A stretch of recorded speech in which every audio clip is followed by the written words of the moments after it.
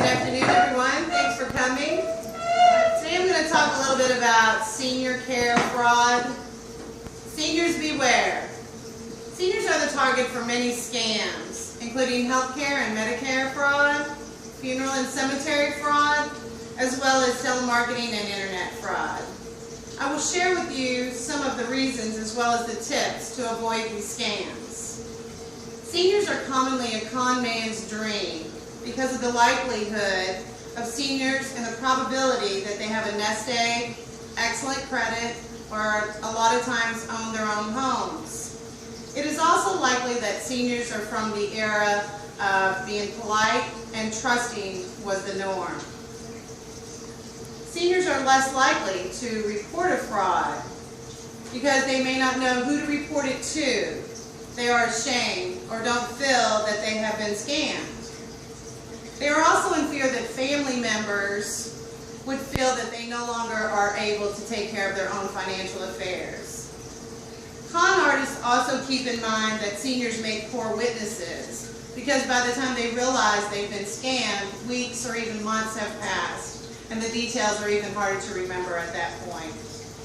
Healthcare and Medicare fraud is huge because they are naturally more interested in hearing about products that promise increased cognitive, virility, or physical conditioning. Seniors are even scammed by what is known as rolling labs, where they might pull a truck up to a mall, a health club, or even a retirement home and perform fake or unnecessary medical procedures and then bill Medicare for those procedures.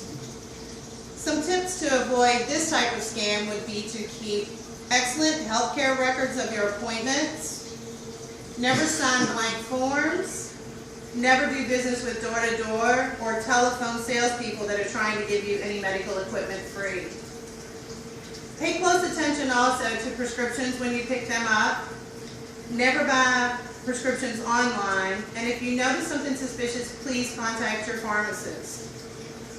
Some tips to keep in mind to avoid being a victim of funeral and cemetery fraud are to, most importantly, shop around and educate yourself on the process that needs to be attained to your desired wishes.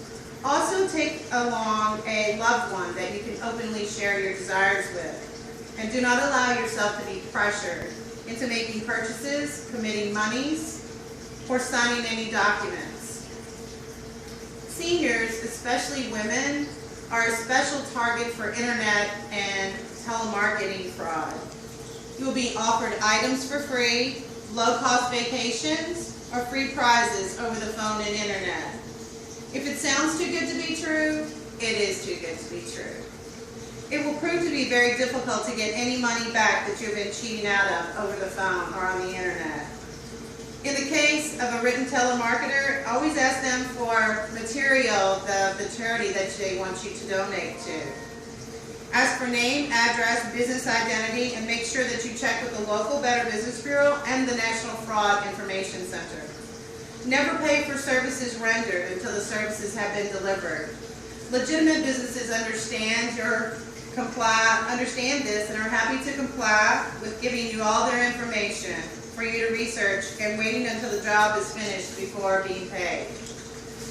Being more aware of the scams as well as the tips to avoid healthcare, Medicare, funeral, cemetery, telemarketing, and internet fraud will certainly lead to a much happier senior living.